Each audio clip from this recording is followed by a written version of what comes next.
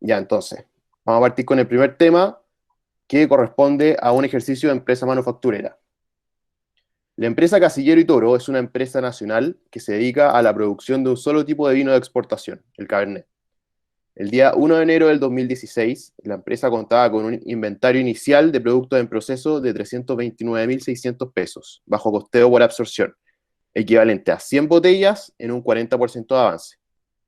También la empresa contaba con 125 botellas de vino terminadas, listas para ser vendidas, y además a ese mismo día, el 1 de enero, la empresa contaba con 800 kilos de uva de cepa Burdeos, que es la materia prima directa 1, 625 botellas vacías, que es la materia prima directa 2, y 500 corchos, que es la materia prima directa 3. Entonces acá nos dicen más que nada, nos hablan del stock inicial que nosotros tenemos, nos dicen que tenemos 329.600 en producto en proceso, que corresponde a 100 botellas, un 40%, y ese monto bajo costeo por absorción, que es el costeo que también se llama costeo indirecto, que incluye en el proceso productivo todos los gastos directos e indirectos que tenga la producción en sí. No pasa directamente a gasto el tema indirecto como es en el sistema de costeo directo.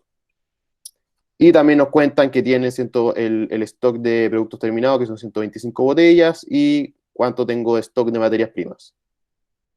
Cada botella de vino Cabernet utiliza 2 kilogramos de uvas Burdeos, que son incorporadas al principio del proceso productivo.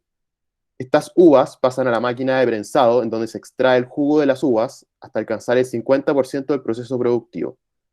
Luego, los empleados de Casillero y Toro trasladan el vino a las barricas, en donde el vino se deja reposar hasta llegar al 80% del proceso productivo, en donde comienza el embotellado.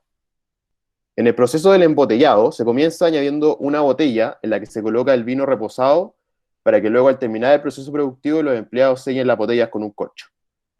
Todas las unidades producidas ahora con anterioridad son idénticas y tienen el mismo costo. Asuma además que los precios de compra de las materias primas son constantes en el tiempo, no varían. Y entonces, este proceso productivo que a nosotros nos describen acá en el segundo párrafo, lo podemos ver resumido en este diagrama que está acá. Vemos que las uvas, que es la primera materia prima directa, se agrega completamente al principio del proceso productivo, en el 0%. Luego vemos que la botella se agrega por completo en el 80%, en ese punto en el tiempo, y el corcho se agrega también en un punto en el tiempo, en el 100%. Por otro lado, vemos que el proceso de prensado es del 0 al 50%, ahí no se necesita mano de obra directa, y del 50% al 100% de forma uniforme, tenemos un proceso de mano de obra directa.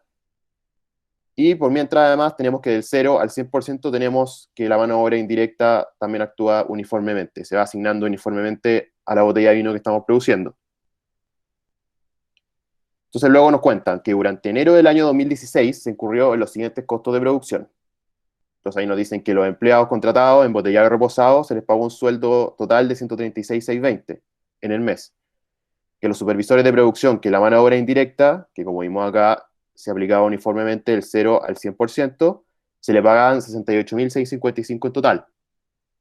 Que la electricidad que se usaba en el proceso productivo tuvo un gasto de 253.725. Y luego nos dan los costos unitarios de cada unidad de materia prima, que es 250 por el corcho, 1.200 por el kilo de uva y 650 por la botella vacía. Por último, nos dan más información sobre la producción del mes. Nos dicen, durante el mes se comenzaron a producir 300 botellas de vino. Durante el mes se terminaron todas las botellas que se encontraban con avance al 1 de enero del 2016, o sea, las 100 botellas que quedaban en un 40%.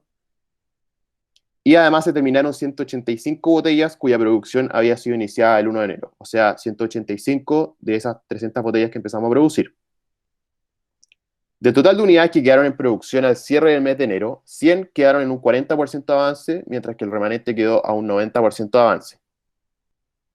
La empresa contaba con una sola máquina prensadora que había sido adquirida a un costo de 38 millones, tiene un valor residual de 416.000 y una vida útil de 18 años. La depreciación es considerada un costo indirecto de fabricación. Esto es súper importante porque este gasto por depreciación lo vamos a tener que meter en el proceso productivo, ya que participa en el proceso de prensado, desde el 0 al 50%.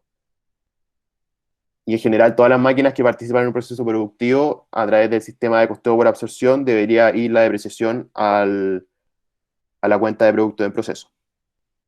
Después nos dicen que los costos compartidos son asignados de forma uniforme a través de todo el proceso productivo de las botellas de vino.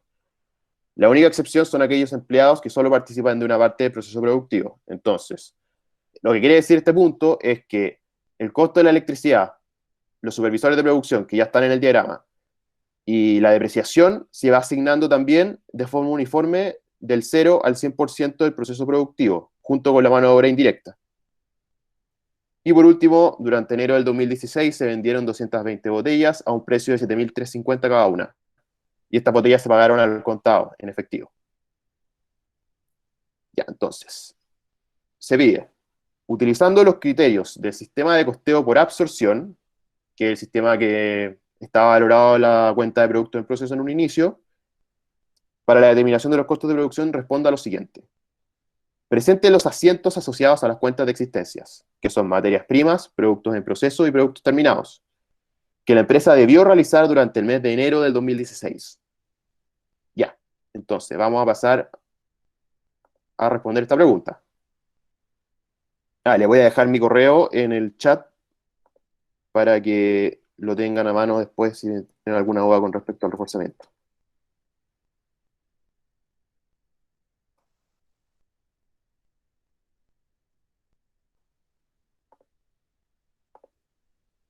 Ya, entonces acá tenemos más o menos un poco de orden con respecto a los datos que nos dan en el enunciado y es súper importante en las pruebas de contabilidad en especial, considerando el tema del tiempo, que ustedes anoten los datos importantes que les da el enunciado antes de partir desarrollando el ejercicio, porque al tener los datos ahí se van a demorar mucho menos en poder llegar y ver cuánto cuesta cada cosa o cuánto stock tenía en cierta cuenta, en vez de ir viendo en el enunciado que de repente con los párrafos largos que son uno puede perder mucho tiempo buscando los números.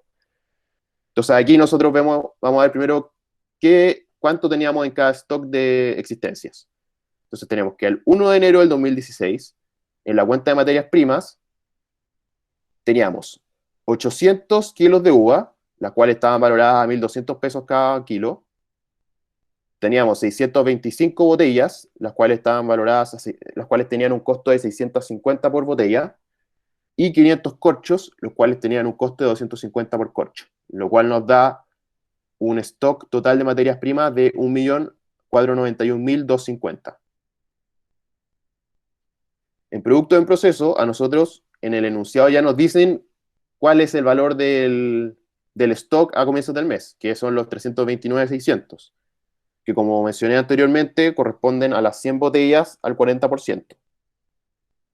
Y por último, productos terminados, nos falta información. Lo único que nosotros sabemos de productos terminados es que tenemos 125 botellas, pero no sabemos el costo de la botella terminada, por así decirlo. Entonces no tenemos por el minuto cómo calcular el inventario inicial de productos terminados. Nosotros eso lo vamos a calcular después cuando ya podamos tener como calculado el costo por unidad equivalente de la botella de producción. Después nos dicen que durante enero se terminaron las 100 botellas que estaban al 40% y 185 de las que empezamos a producir este mes. Por lo tanto, se terminaron en total 285 botellas. También sabemos que se iniciaron 300 botellas, de las cuales se terminaron 185, que son las que están acá, y quedaron en producto del proceso 100 botellas al 40% y 15 botellas al 90%. Y por último sabemos que se vendieron 220 botellas a 7.350 pesos cada una. Ese es el precio de venta. Entonces después nosotros vamos a tener que calcular cuánto fue el costo de cada botella y ver cuánto estamos marginando por estas botellas de vino. Entonces ya pasando más a la respuesta de la pregunta que nos pedían los diferentes asientos, vamos a ir explicando cada asiento por separado. Con respecto primero a los kilos de uvas, nosotros como vamos a partir produciendo 300 botellas y las uvas se agregan al principio del proceso productivo en un punto en el tiempo, tenemos que ver cuántas uvas vamos a necesitar para empezar a producir 300 botellas. Y como cada botella usa 2 kilos de uvas, vamos a necesitar 600 kilos de uvas. Entonces, ¿y cuánto costo tienen estas 600 kilos de uvas? Calculan los 600 kilos por el precio por kilo, que es 1.200. Por lo tanto, ahí ustedes tienen el asiento que aumenta productos en proceso en 720.000 pesos y disminuye materias primas en 720.000 pesos. Voy a ir un poco más lento y pausado para que ustedes tengan tiempo para copiar o para cualquier duda que ustedes tengan. Ya, después, con respecto a las botellas vacías.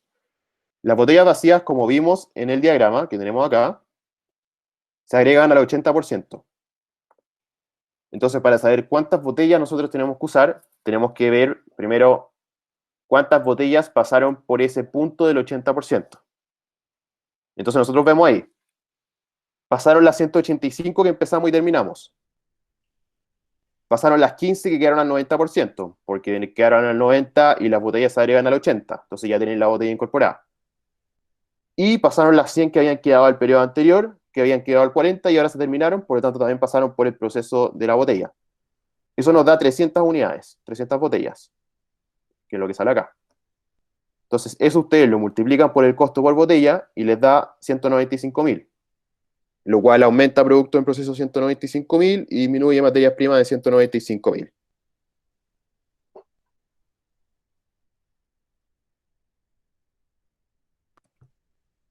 Con respecto a los corchos a nosotros en el proceso productivo nos dicen que se agrega al final, en el 100%. Entonces tenemos que ver cuántas unidades pasaron por ese punto del 100%.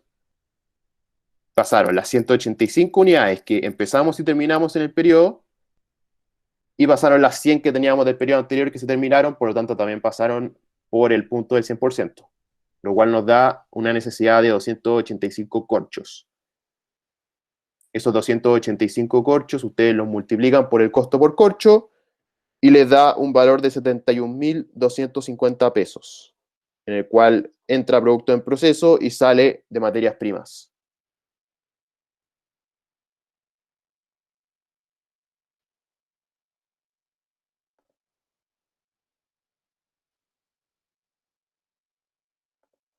Ya. Ahora vamos a ver la mano de obra directa. El costo del mes de la mano de obra directa a nosotros nos dicen por enunciado que son 136.620. Por lo tanto, aumenta producto en proceso en 136.620, lo cual voy a asumir acá que estoy pagando los sueldos al contado, por lo tanto se va a salir de caja lo mismo 136.620. Esos 136.620 ustedes los pueden ver acá, empleados contratados para el embotellado y reposado, 136.620.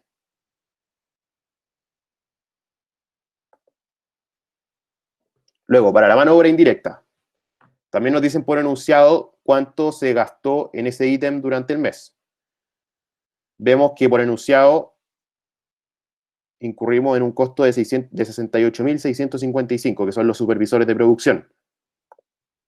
Nuevamente hacemos el asiento, aumenta producto en proceso en 68.655, disminuye caja asumiendo que estoy pagando a los supervisores al contado al final del mes, es lo mismo 68.655. Después, respecto a la electricidad, que como recordarán, se va aplicando uniformemente en todo el proceso productivo. También nos dan por enunciado cuánto se gastó por electricidad en el mes. Y son esos 253.725 que están acá. Hacemos el asiento, aumenta producto en proceso en 253.725 y asumiendo que pagamos las cuentas de la luz al final del mes, directamente con caja, 253.725. Una pregunta, Cuéntame. si hubiese sido método directo, la parte de la electricidad y del MOI hubiesen ido a gasto, ¿o Claro, no? ¿Esa es la si hubiese, diferencia? exactamente, si hubiésemos estado en el sistema de costeo directo, todo lo que es indirecto, como la mano de obra indirecta, la electricidad o lo que vamos a ver ahora de la depreciación, iría directamente a gasto y no pasaría por el proceso productivo. Ya, perfecto, gracias. De nada. Por último, el tema de la depreciación. Ahí ustedes, para calcular cuánto gastamos por depreciación en el mes, tenemos que usar la fórmula de la depreciación lineal, en el cual nos dicen que la máquina que nosotros estamos usando en el proceso de prensado, que es por lo que estamos depreciando nosotros, tenía un costo histórico de 38 millones, un valor residual de 416.000, y la diferencia de esto, ustedes lo dividen por la cantidad de años que tiene vida útil, que son 18 años. Y como estamos hablando de un gasto que es mensual, porque estamos hablando de enero, y acá esto que calculamos en esta fracción de acá es solamente anual, esto yo lo tengo que multiplicar por 1 partido en 12 para sacar el gasto mensual. Esta operación luego nos va a dar 174.000. Por lo tanto, tenemos que, por depreciación, aumenta producto en proceso en 174.000 y aumenta mi depreciación acumulada en el balance en 174.000. ¿Alguna duda con respecto a la depreciación?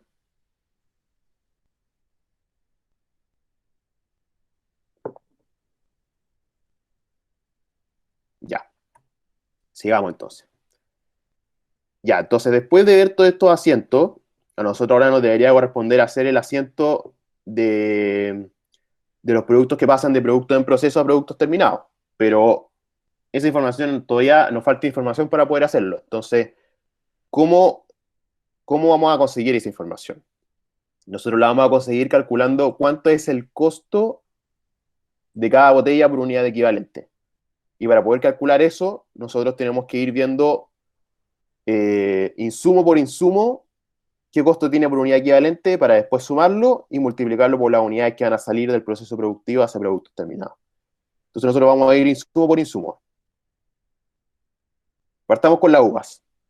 El costo de las uvas por unidad equivalente son los 720.000, que era lo que entró al proceso productivo, dividido por 300 unidades equivalentes. ¿Por qué 300? Porque corresponde a 300 botellas que pasaron por el tema de la uva durante este mes.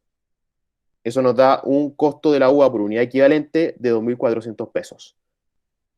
Recuerden que nosotros empezamos a producir 300 botellas este mes y en el 0% es cuando se agregan las uvas, por lo tanto son 300 unidades equivalentes. Luego, vamos a ver el costo de botellas por unidad equivalente. En el numerador, lo que entró a producto en proceso, 195.000. Y esto ustedes lo dividen también por 300 unidades equivalentes porque pasaron 300 botellas por el proceso, porque pasaron 300 botellas Una consulta, por el disculpa. proceso de la botella. Cuéntame.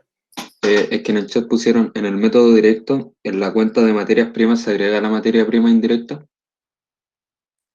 En el método directo, en la cuenta de materias primas, se agrega la materia prima directa, indirecta, sí. En materias primas, tú siempre metís todo lo que corresponde a materias primas. Al final, el método directo es solamente en la cuenta de productos en proceso para ver qué pasa, qué costos se activan en el proceso productivo y qué costos van directos al estado de resultados como gasto. Ah, ya, gracias. Ya, entonces sigamos con las botellas. Teníamos que son 300 unidades equivalentes en las botellas. Por lo tanto, 195.000 partido en 300 son 650 pesos.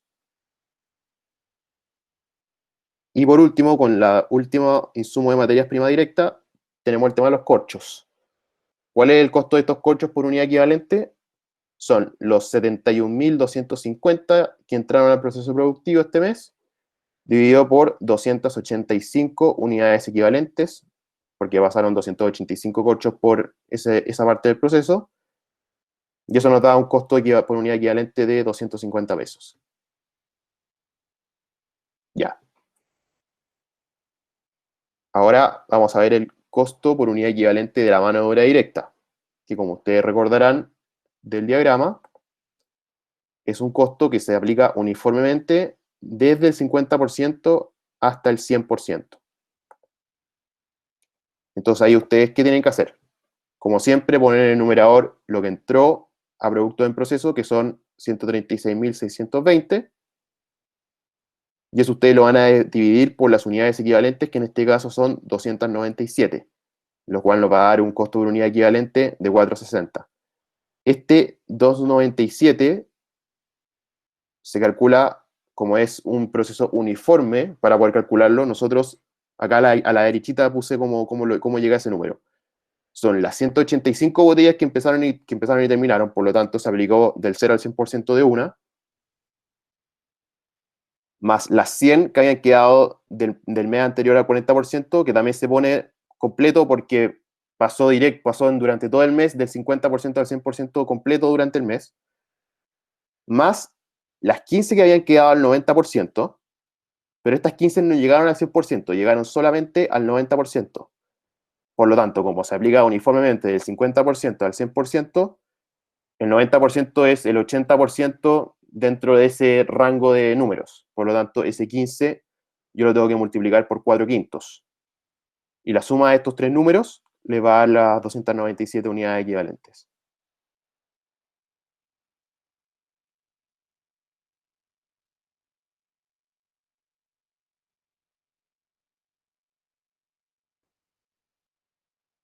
Ya, con respecto a la mano de obra indirecta, que como ustedes vieron en el diagrama, se aplica uniformemente del 0 al 100%. De nuevo parten con el numerador 68.655, que es lo que entró a producto en proceso, que está acá. Y esto lo dividen por la unidad equivalentes que nosotros calculamos que fue 298,5, lo cual nos da un costo por unidad equivalente de 230 pesos. Ese 298,5 yo lo calculé acá por todos los productos que fueron pasando en este proceso productivo del 0 al 100%, de forma uniforme. 185 se pone completo porque empezó y terminó en el mes, entonces pasó del 0 al 100 durante todo el mes, entonces no necesita ninguna fracción. Luego tenemos las nuevas, que quedaron al 40%, por lo tanto, solamente de esas 100 nuevas, solamente los multiplico por 0,4, porque están en el 40% de este proceso que va del 0 al 100. Luego tenemos estas 15 que también son nuevas, que quedaron al 90%, por lo tanto lo multiplico por 0,9, porque en este proceso uniforme que va del 0 al 100, quedaron en el 90%. Y luego tenemos las antiguas que habían quedado al 40%, por lo tanto durante el mes de enero pasaron del 40% al 100%, eso quiere decir que durante enero avanzó un 60%, entonces lo multiplico por 0,6. Y eso nos da nuestra unidad equivalente de 298,5.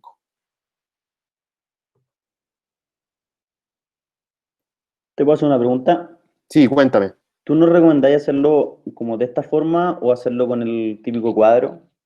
¿Qué es más fácil? Eso, según yo, depende mucho de cómo a uno le quede más cómodo. A mí, personalmente, nunca usé la tablita porque encuentro que yo me complicaba un poco y prefería hacerlo así como más, como punto por punto, pero si a una persona le gusta más el tema de la tablita, al final cumple el mismo propósito, por así decirlo. Al final es una cuestión de comodidad. Perfecto, gracias.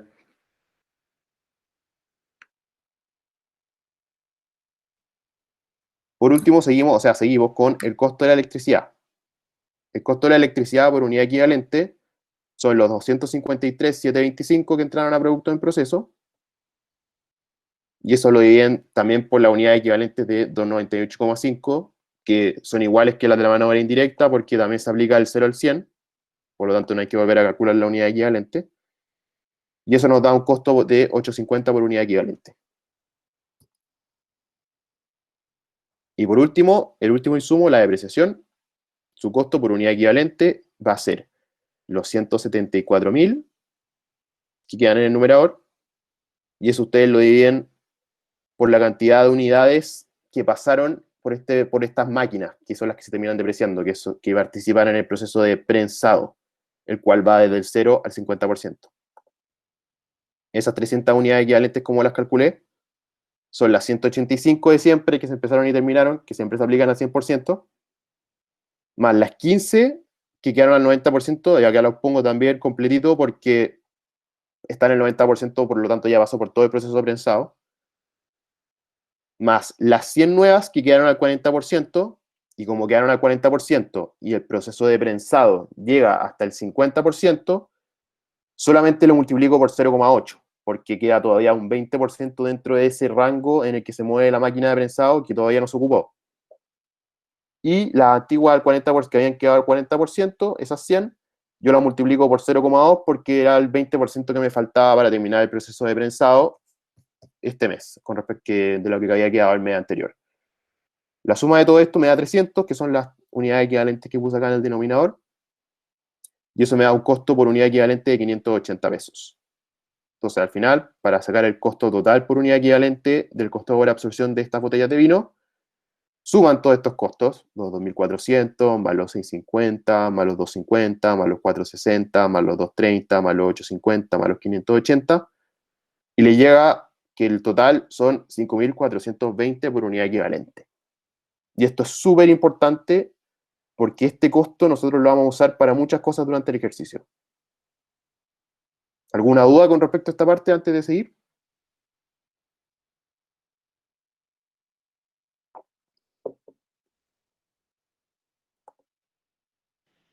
Yo tengo una pregunta. Cuéntame. ¿Podrías explicarte de nuevo la de la mano de obra directa? ¿No así rápido? Que no La la caché muy bien. de los 2.97, decís tú, Eso, sí.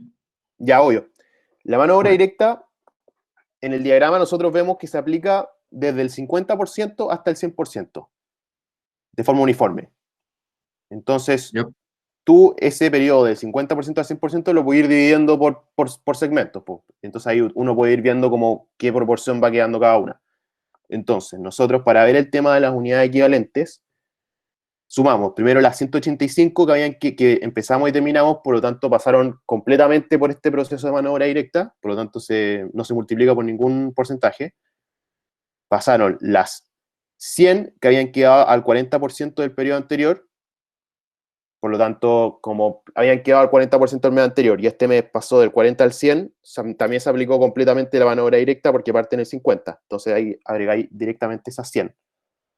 Y por último, las 15 que habían quedado al 90%, esas ya empezaron, ya habían tenido parte de mano de obra directa involucrada en su proceso productivo, pero quedaron al 90%, no quedaron al 100%. Entonces no se aplicó completamente durante el proceso productivo. ¿Cuánto se aplicó de este proceso que participó la mano de obra directa en estas 15 botellas? Bueno, se aplicó 4/5 de este proceso, porque quedó en el 90% dentro del rango que va del 50 al 100. Si tú ves ese rango de 50 al 100, lo divides en 5 partes iguales, ves que el 90% está en la parte número 4 de estas 5 partes. Entonces, por eso queda una fracción de 4/5. Y sumáis las tres cosas y te llega a 2,97. Avísame si te quedó claro. bueno, buenísimo. Sí, vale, Ya, de nada. gracias. Ya, sigamos entonces. Ahora que tenemos el costo por unidad equivalente, vamos a volver al tema de los asientos. Vamos a ver el asiento de botellas que pasan de productos en proceso a productos terminados. ¿Cuántas botellas fueron estas? Nos dicen por enunciado, o sea, lo calculamos al principio, que pasaron a productos terminados 285 botellas, porque eran las 100 que habían quedado el mes anterior al 40, más las 185 que empezamos y terminamos este mes. Eso nos da 285 botellas. Esas 285 botellas tienen un costo de unidad equivalente de 5.420, que fue lo que calculamos antes. Ustedes multiplican 285 con 5.420 y les da que pasa a productos terminados el monto de 1.544.700. Entonces, pasa de producto en proceso que baja 1.544.700 a productos terminados que aumenta 1.544.700. Luego, vamos a ver el tema de la venta de estas botellas. Nosotros, en el enunciado nos dicen que vendimos 220 botellas. Queremos saber cuál fue el costo de venta de estas botellas. Entonces, nosotros sabemos que el costo por unidad equivalente es 5.420. Entonces, ustedes multiplican ese 5.420 por unidad equivalente de botella por las 220 botellas y eso me da el monto de 1.192.400.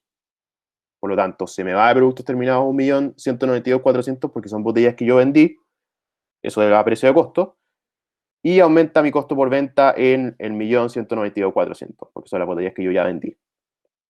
Y con respecto a la parte de los ingresos, ahí ustedes simplemente multiplican las 220 botellas por el precio de venta que fue 7.350 y eso les da 1.617.000, el cual, como nos dicen que se venden al contado, aumenta mi caja directamente en ese 1.617.000 y aumenta mi ingreso por venta en 1.617.000. Y esa sería la letra A. ¿Alguna duda con respecto a esta parte antes de pasar a la B?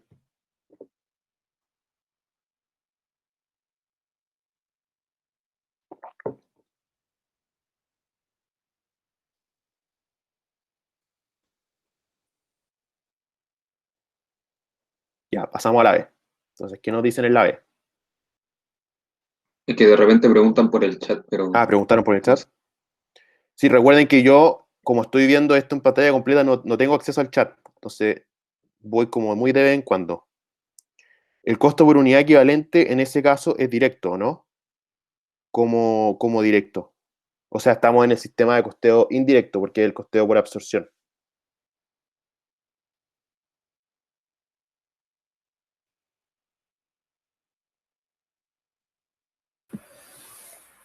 Oye, creo que en este caso no hay, pero ¿cómo sería con los gastos de administración y venta?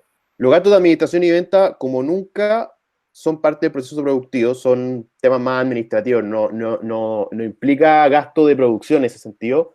Eso siempre pasa directamente al estado de resultados. Entonces, si a ti te dicen que el gasto de administración y venta es de 2,5 millones, tú pasas directamente al estado de resultados, gastos por 2,5 millones. Ah, ya, en los dos métodos. En los dos métodos, sí. Ya, buenísimo. Eso es muy importante porque como los gastos de administración y ventas no tienen nada que ver con el proceso productivo directamente, eso tiene que pasar directamente al estado de resultados. Porque, por ejemplo, si tú pensáis el tema de la electricidad, el tema de la depreciación y todo eso, son cosas que sí participan en el proceso productivo. Son máquinas del proceso productivo, electricidad de la fábrica en que se está produciendo. Entonces, por eso ahí se tiene que hacer la distinción entre método directo e indirecto, pero los GAF siempre pasan al estado de resultados. A ver, en la A nos hicieron asientos por la compra de materia prima. No, porque nosotros, Isa, no nos dieron, nunca nos dijeron en el enunciado si es que se compró materia prima. Yo estoy asumiendo de que no hubo compra. Por lo tanto, no hice ningún asiento de compra. ¿De dónde sacaron el 7.350 del enunciado? ¿Cuál 7.350? Ah, lo del precio está en el. Está acá. Último punto. 220 botellas a un precio de 7.350 cada una.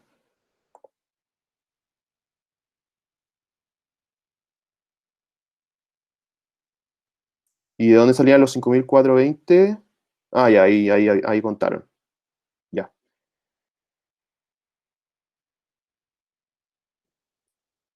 Francisca, sí. De hecho, es súper común que te pidan asiento. El típico ejercicio de manufacturera en un control o en una prueba, siempre te ponen un proceso como este, te ponen el diagrama, te van poniendo distintas cosas y eso siempre te piden hacer casi siempre las cuentas T y te piden hacer, no siempre los asientos, pero yo te diría que la mitad del tiempo lo van pidiendo. Entonces igual tienes que saber hacerlos porque te pueden preguntar eso en la prueba.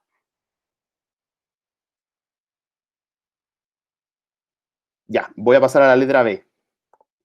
De hecho, la letra B habla de estas cuentas T. Nos dicen, encuentre los saldos al 31 de enero del 2016 de la cuenta existencias, identificando la cuenta de materias primas, productos en proceso y productos terminados. Además, presente el margen bruto de la compañía. Ya, entonces, para nosotros calcular estos saldos, vamos a hacer las cuentas T, que es la forma más fácil de poder calcular estos saldos. Entonces, yo acá tengo las tres cuentas T del proceso productivo, que son la cuenta de materias primas, la cuenta de productos en proceso y la cuenta de productos terminados. Ya, vamos a partir con materias primas. Materias primas, nosotros vimos al principio del reforzamiento que tenían un saldo inicial de 1.491.250. Lo tengo acá. ¿Se acuerdan que lo calculamos? 1.491.250. Y a nosotros nunca nos cuentan que durante el mes de enero hubo compras de materias primas. Como nunca nos dijeron que hubo compras, ni siquiera, y tampoco hay ninguna pista que te diga que hubieron compras, se asume que no hubo ninguna compra de materia prima. Generalmente te dicen que la empresa compró cierta cantidad de materias primas, ya sea en términos monetarios o en términos de cierta cantidad de uvas, cierta cantidad de botellas, cierta cantidad de corchos. En este caso, a nosotros no nos dicen nada, por lo tanto, asumimos que no hubo compra de materia prima. Y tenemos que se van de materias primas las tres cosas que vimos en los asientos de la letra A, que son las uvas, las botellas y los corchos. 720.000, 195.000, 71.250. Eso nos da un saldo final de materias primas de 505.000 al 31 de enero.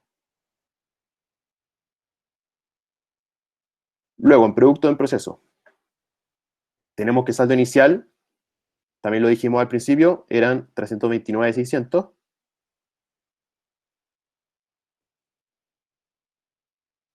Y de estos 329.600 yo voy agregando todo lo que entró a productos en procesos con que vimos en los acentos de la letra A. Y como es costeo indirecto, son todas estas cosas. Tenemos las uvas que pasaron de materias primas de 720.000, las botellas de materias primas de 195.000, los corchos de materias primas de 71.250, esos 136.620 que corresponde a la mano de obra directa, está acá. Estos 68.655 que corresponden a la mano de obra indirecta. Ahí está, 68.655. Los 253.725 de la electricidad. Está acá. Y los 174.000 que salen acá a la depreciación. Y lo ven ahí. ¿Cuánto se va de producto en proceso en el mes de enero? Lo calculamos antes, son 1.544.700. Eso es lo que se va. Suman, restan y les queda que el saldo final de producto en proceso al 31 de enero son 404.150. Ojo que esto es solamente en el caso que tenemos costeo por absorción. Si fuese costeo directo, solamente tendríamos que sumar las 3 materias primas, porque las 3 son materias primas directas, y la mano de obra directa. Estas 3 cosas no se considerarían en el caso que estuviéramos hablando de un sistema de costeo directo. Como ahora estamos hablando de costeo por absorción, se considera todo, directo e indirecto. Y por último, pasamos a la cuenta de productos terminados. ¿Y se acuerdan que nosotros el saldo inicial lo habíamos dejado pendiente porque no teníamos la información en ese minuto? Bueno, ahora nosotros la tenemos. Habíamos dicho solamente antes que teníamos 125 botellas, pero no sabíamos el costo de las botellas. Ese costo nosotros ahora ya lo sabemos, que son, ustedes recordarán, los 5.420, que están acá, que es la suma de los costos por unidad equivalente. Multiplican esas 125 botellas que teníamos en el inventario por el costo de 5.420 y eso me da 677.500. Es lo que va acá en el saldo inicial. Eso se suma con lo que entró de producto en proceso, que son el 1.544.700, que pasó de acá hasta acá, y lo restamos por las botellas que yo vendí. Y el costo de estas botellas que yo vendí, como vimos antes, era 1.192.400. Es lo que está acá. Suman, restan, y les queda un saldo final al 31 de enero de 1.029.800. Y por último, como a nosotros nos piden el margen bruto, calculamos, tenemos el ingreso por venta, que es 1.617.000, que lo calculamos acá arriba, el costo por venta, que es 1.192.400, que también lo calculamos acá arriba, y es lo que sale de producto terminado. Y la diferencia entre estas dos cosas va a nuestro margen bruto final del mes de enero, que son 424.600. Y ese sería el tema 1 del reforzamiento, que hablaba más que nada de empresa manufacturera. ¿Alguna duda con respecto a esta parte antes de pasar al tema 2?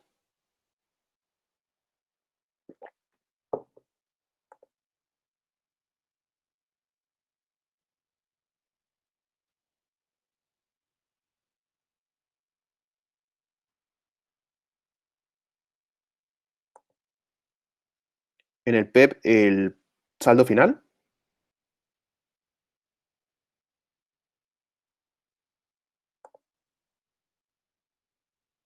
El saldo final, 404.150.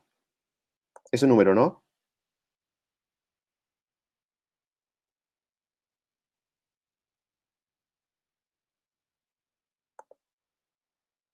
El saldo inicial, Benjamín, 329.600.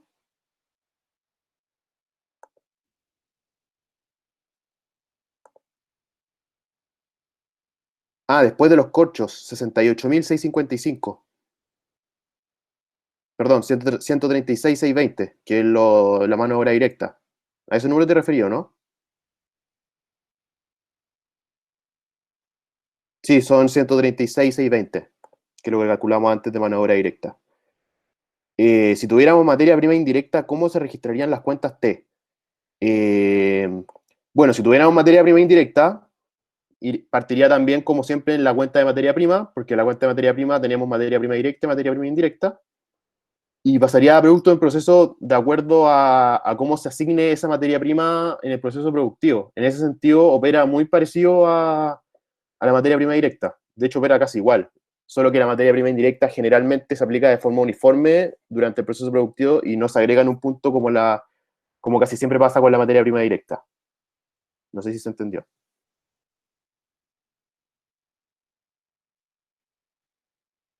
Ya.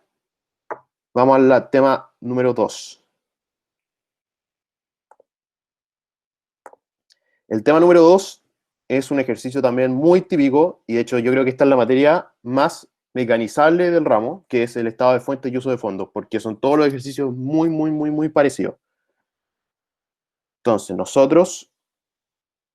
estos ejercicios consisten en lo siguiente, nos dicen: la empresa ABC, dedicada a la comercialización de tarjetas para el aprendizaje de inglés, presentó los siguientes estados financieros comparativos para el cierre del último año. Entonces, siempre a nosotros nos van a poner un balance de una empresa X con los datos del año anterior y con los datos de este año. Como ustedes sabrán, el balance son de stocks, entonces lo que había al 31 de diciembre del 16 y lo que hay al 31 de diciembre del 17. Y nos dan las distintas cuentas: caja, cuentas por cobrar, PDI, existencias, arriendos, terrenos, máquinas, sueldos, cuentas por pagar, etcétera, etcétera. Nos dan toda la información. También siempre nos van a dar el estado de resultados. Y tenemos toda esta información: ingreso por ventas, costo de venta, sueldo, arriendo, incobrable, depreciación, gasto financiero, pérdida por venta de máquina, utilidad por venta de terreno, etcétera, etcétera.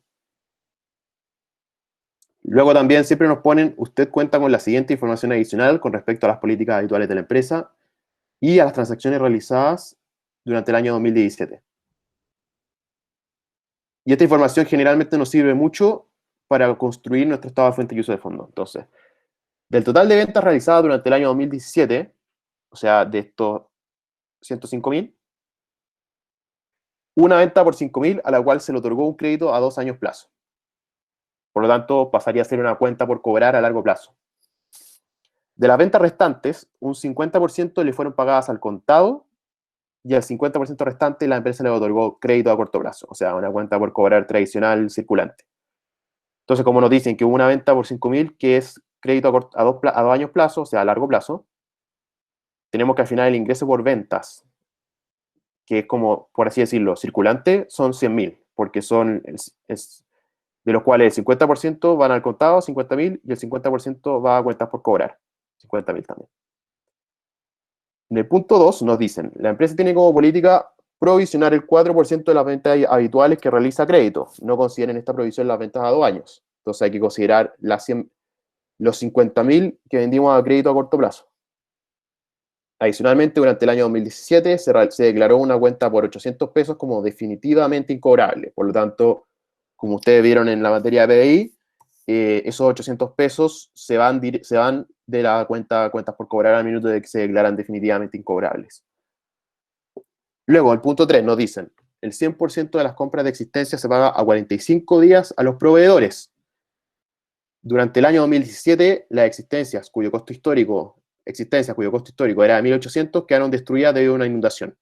Entonces tenemos 1.800 pesos de existencias que fueron destruidas y que explican esta pérdida de existencias por 1.800 que vemos en el estado de resultados. Punto 4. El 2 de enero del año 2017, la empresa comenzó una etapa de reestructuración para la cual vendió parte de sus activos fijos y a cambio de esto compró una moderna aplicación que le permite pasar de vender tarjetas impresas en cartón a vender suscripciones a una aplicación que permite visualizar tarjetas digitales. Esta aplicación es considerada como un activo intangible. Para financiar esta compra se vendieron terrenos y una de las 3 máquinas idénticas que mantenía la empresa. Los socios de la empresa aportaron nuevo capital para cubrir el monto faltante para la compra de la aplicación. O sea, nosotros vendimos una máquina y vendimos un terreno, y lo que nos faltó de esa plata que nosotros recaudamos para comprar esta aplicación, los socios la aportaron como aporte de capital. No hubo compras adicionales de terrenos ni de máquinas. Y ahí está la pérdida por venta de máquina y la utilidad por venta de terreno. Punto 5. Producto de la misma reestructuración de la que se habla en el punto 4, la empresa comenzó a arrendar un local de venta más pequeño. El contrato de arriendo por el local anterior venció el 31 de marzo del 2017 y estaba pagado desde el año anterior, considerando un arriendo de 1.500 mensual. El día 1 de abril de 2017, la empresa comenzó a vender en un nuevo local por el cual se pagó por adelantado el equivalente a 12 meses, considerando un arriendo de 1.000 pesos mensuales. Punto 6. Por último, la empresa al 1 de julio y a primera hora redujo su personal, por lo que el gasto mensual en sueldos cayó desde 1.300 a 800. Los sueldos son pagados al día siguiente al mes en que se realizó el trabajo. O sea, se pagan el día 1 del mes siguiente por lo que se trabajó el mes pasado. No hubo otros desembolsos relacionados con el personal de la empresa. Entonces, como a nosotros nos dicen que la empresa el 1 de julio cambió su gasto mensual en sueldos y la empresa pagaba un día del mes, al primer día del mes siguiente, quiere decir que que pagó de enero a julio 1.300, porque el 1 de julio pagó lo que correspondía a junio, y de agosto a diciembre pagó 800, porque el 1 de agosto empezó pagando los 800 con que había cambiado el gasto mensual en sueldos. La empresa mantiene una deuda a largo plazo con un banco local. Cada año vence una cuota de 2.500 del capital, el cual es pagada el día 1 de enero de cada año. El interés que genera el crédito es de 6% anual y se paga junto con la cuota de capital, todos los 1 de enero. Y por último, durante el 2017 la empresa declaró y pagó dividendos. Entonces nos piden al principio, típica pregunta, presente la cuenta T maestra del estado de fuentes y uso de fondos o estado de cambio de la posición financiera del año 2017, definiendo fondos como capital de trabajo y utilizando el método indirecto. Debe presentar los asientos de procedimiento. Ya. Entonces nosotros vamos a ver esto. Acá ustedes tienen que hacer la cuenta T maestra de capital de trabajo, que si ustedes recordarán, capital de trabajo corresponde a la diferencia entre mis activos circulantes y mis pasivos circulantes. Y nos dicen que tenemos que hacerlo mediante el método indirecto. ¿En qué consiste este método indirecto? Que yo voy ajustando mi resultado del ejercicio en la parte operacional para llegar a el capital de trabajo operacional. No lo hago punto por punto, sino que parto del resultado del ejercicio y voy ajustando con respecto a cosas que están dentro de este resultado, pero que no son parte del capital de trabajo per se.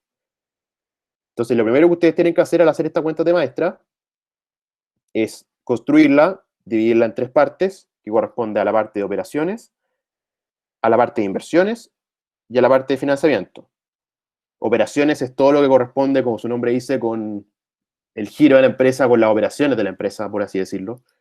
Inversiones son más que nada compras y ventas de activos fijos o activos de largo plazo. Y financiamiento corresponde a, bueno, como su nombre dice, a plata que me llega de financiamiento. Yo pido financiamiento ya sea a mis accionistas con aportes de capitales o pido financiamiento a través de deudas con bancos o, bueno, no sé si ustedes han visto bonos todavía, pero con bonos también. Entonces ahí ustedes tienen que ir viendo cuánto aumento o baja el capital de trabajo con respecto a financiamiento. Entonces, después de que ustedes dividen esto en 3 partes, siempre tienen que partir poniendo el saldo inicial y el saldo final, al tiro. Y ahí sacan puntos también al tiro. ¿Cómo calculan estos saldos iniciales y saldos finales?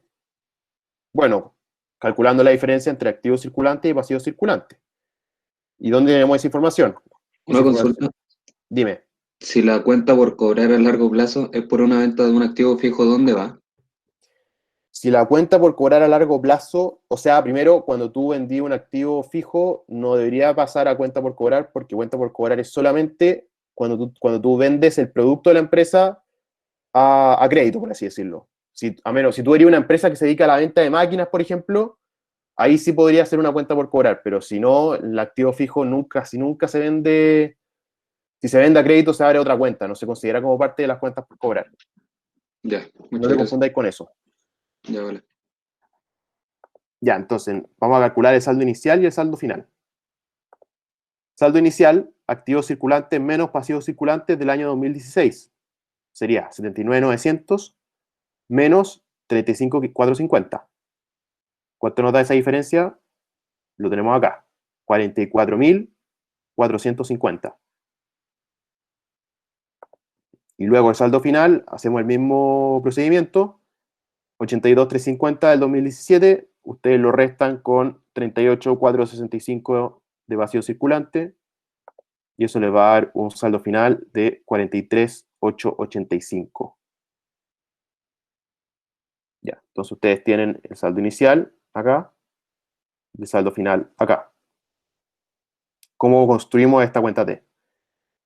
Partimos viendo, obviamente, el resultado del ejercicio. Siempre tienen que partir con el resultado del ejercicio en operaciones. Esos son puntos votados que ustedes llegan y copian del resultado del ejercicio que está acá.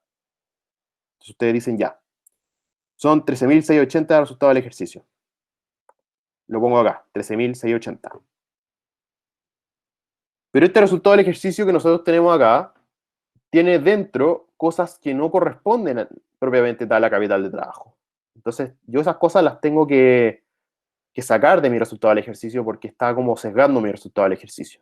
Si quiero al final que el resultado del ejercicio como que refleje mi capital de trabajo. Entonces, ¿cómo ajustamos esto? Bueno, ustedes siempre, en todos los ejercicios de esta cuestión, siempre va a haber un gasto por depreciación y gastos financieros. Y eso siempre tiene que sacarse del resultado del ejercicio. ¿Cómo lo sacamos? Bueno, como son gastos, nosotros lo vamos a sumar acá.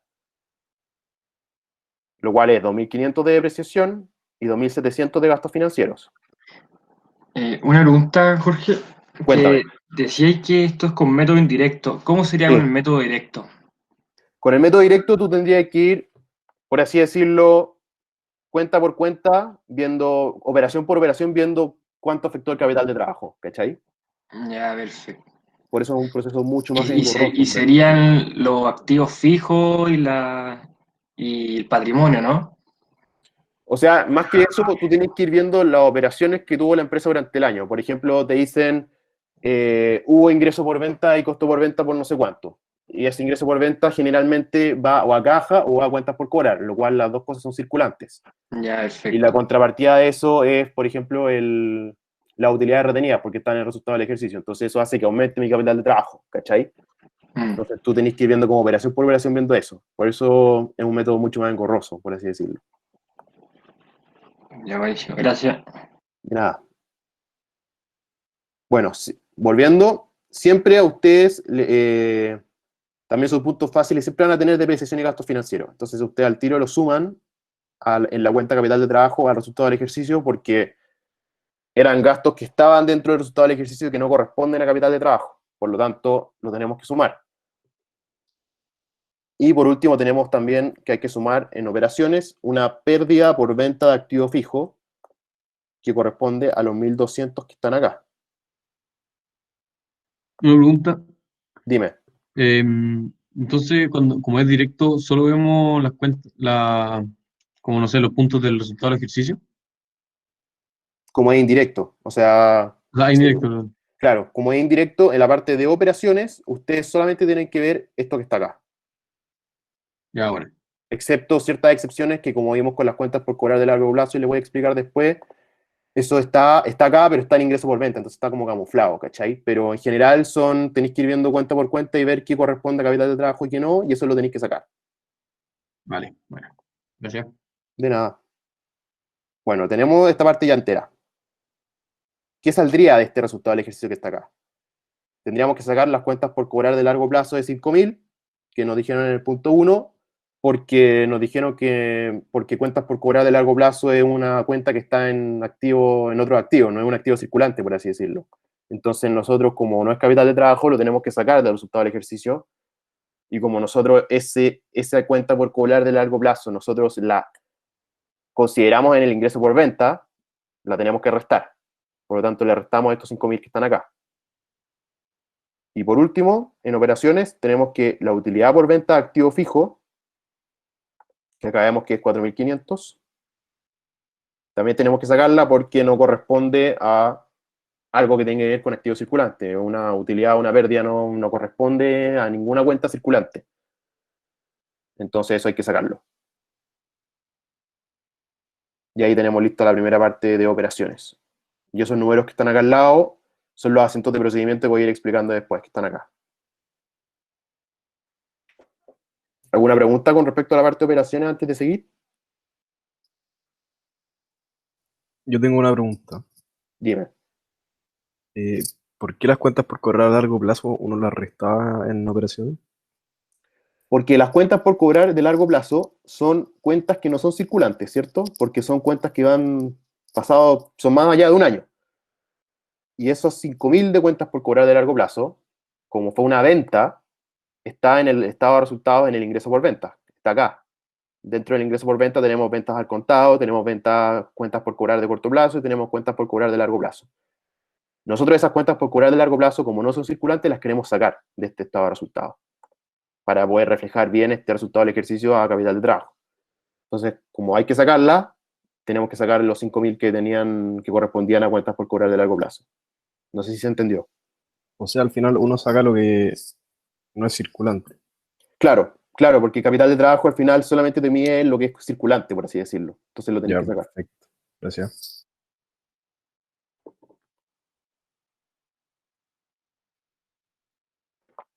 Ya, pasamos a la parte de inversiones. En la parte de inversiones corresponde más que nada a entradas y salidas de capital de trabajo, que tiene que ver con compra o ventas de activos fijos o activos de largo plazo. Entonces acá tenemos tres eventos. Tenemos la venta de una máquina, tenemos la venta de un terreno y tenemos la compra de una obligación que era un activo intangible, que corresponde a un activo de largo plazo. Entonces vamos primero con la venta de la máquina. La venta de la máquina, a nosotros la información que tenemos del enunciado nos dicen que hubo una pérdida por 1.200. Y nos dicen también en el punto 4 que vendió una de las máquinas y no compró ninguna más. Por lo tanto, con esa información, ustedes se van al balance, se van a la cuenta máquinas, que está acá,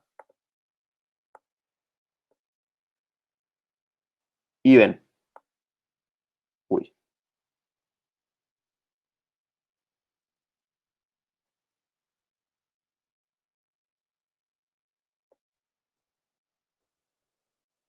Y ven, entonces ven que el saldo al final de 2016 es 27.000 y el saldo al final del 2017 es 18.000.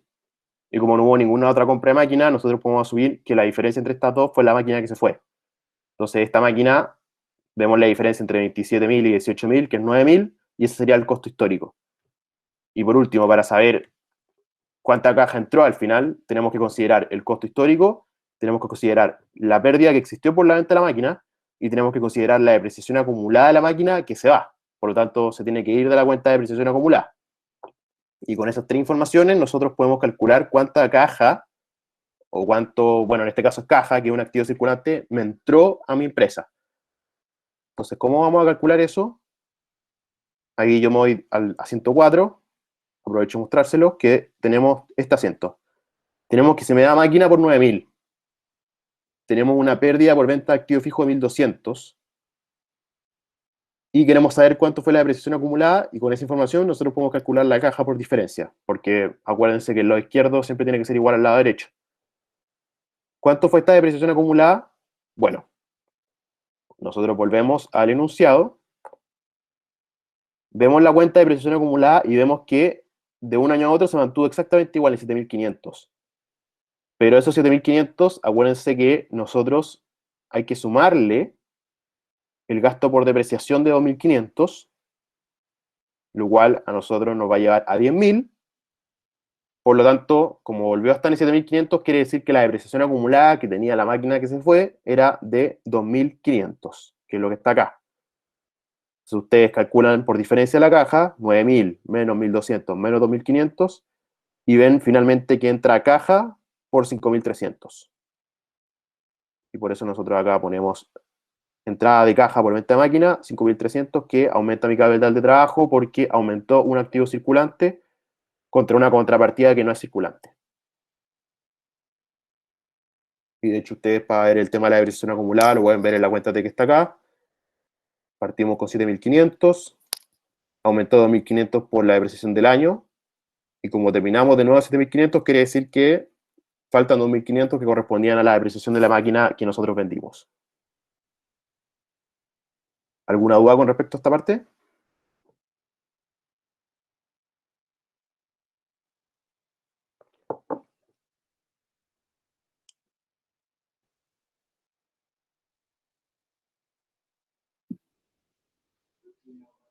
Tengo una duda con la pérdida de existencia. Dime. ¿Por qué no se considera la cuenta T de capital de trabajo? Porque la pérdida por existencias que nosotros estamos viendo acá, que son los 1800 que salen acá, al final, ¿en qué consistían esta pérdida de existencias? Se me va una cuenta circulante, existencias,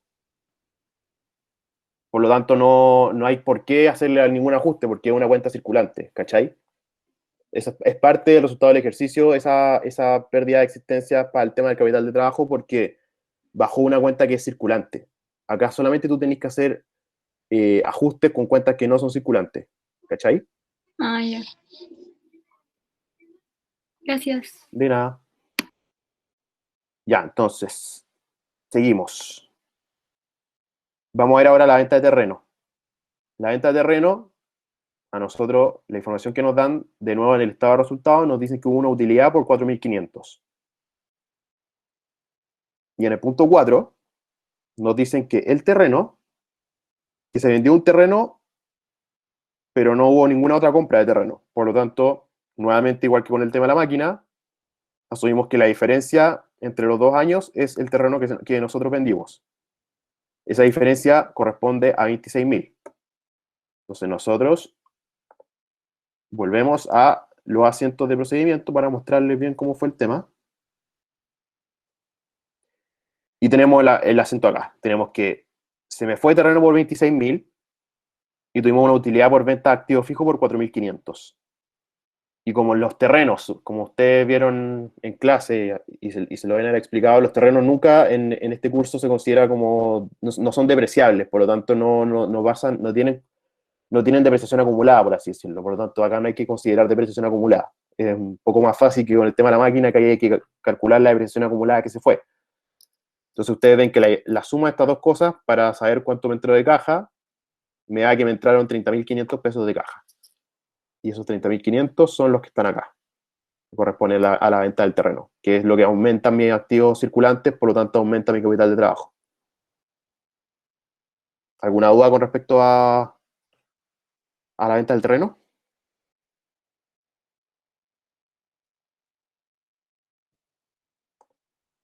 Ah, Andrés, no había visto tu pregunta. ¿Qué hay que hacer si te roban activos circulantes? Bueno, en este caso, como estamos hablando de capital de trabajo, es exactamente lo mismo como si hubiera sido el tema del incendio o de alguna cuestión. Al final es una pérdida por existencia de la cantidad que te roban, y eso, como es un activo circulante, se tiene que mantener en el resultado del ejercicio porque refleja capital de trabajo, ¿cachai?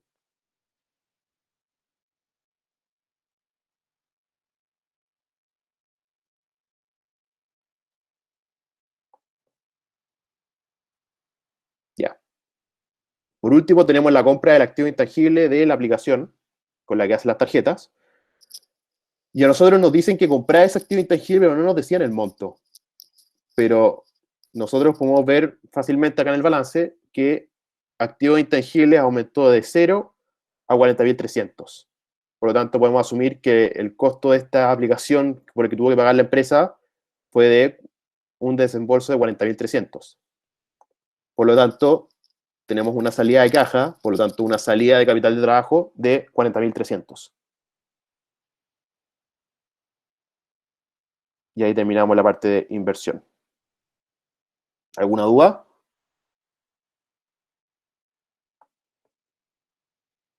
Hay una en el chat. Ah, bueno. Pero el incendio de un activo fijo, eso va en operación a la izquierda, ¿no? Claro, ahí sería distinto, porque si a nosotros se nos incendia una máquina, por ejemplo, ahí, como es una cuenta que no es circulante, tú tenés que ajustarlo al resultado del ejercicio para que el resultado del ejercicio no considere ese incendio porque es algo que no es circulante, ¿cachai? Entonces eso hay que ponerle una operación a la izquierda porque sería una pérdida.